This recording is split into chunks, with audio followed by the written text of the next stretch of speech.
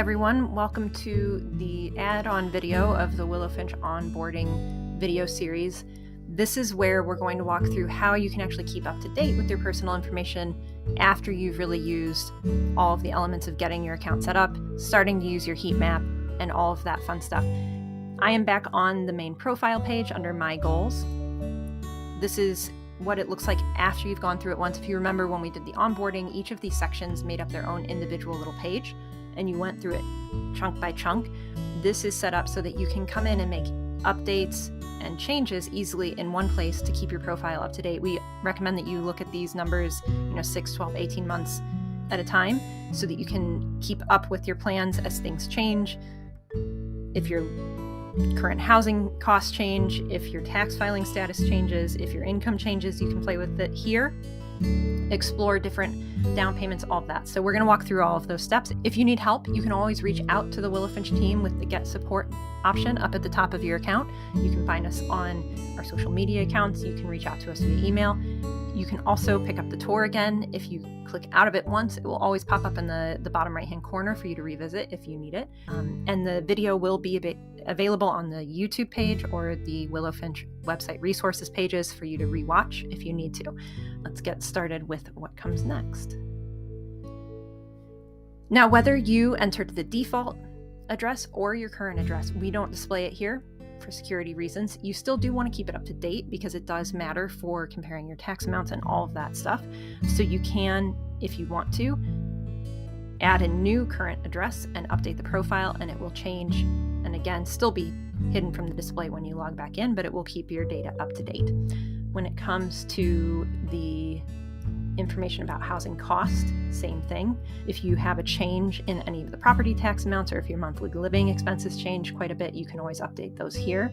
If you're looking at new home numbers, this is where most of the changes will come if you're making adjustments within these profiles, because it allows you to play with different scenarios. Maybe you look at what it would do to your heat maps if you changed the down payment to 0, if you updated your target interest rate to a different amount, if you change the term length of your mortgage, because that will impact the principal payments and the interest payments and all of that, and it will change the amount that different properties and locations and the affordability numbers that go with them are in comparison to what your current situation is.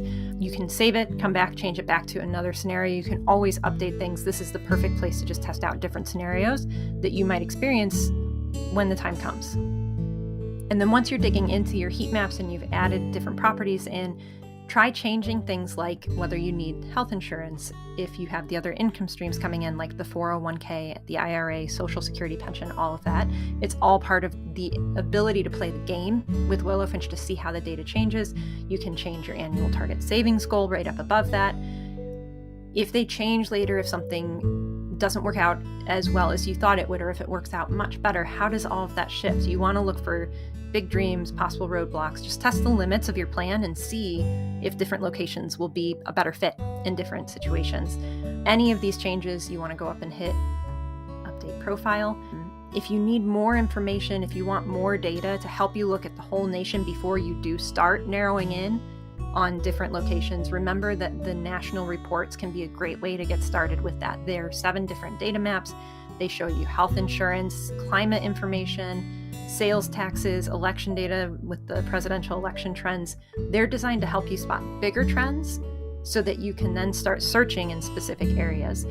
If you add the booster upgrade, which you can do in your My Billing, you'll get 50 property credits to add, which really boosts that heat map ability, and you get those national reports that can help you try all kinds of scenarios and see insights that you might miss otherwise, because the data is just incredibly powerful and can help you see things that is not possible to know otherwise. So definitely take a look at that if you really want to dig in deeper to the whole process and playing around with the different scenarios.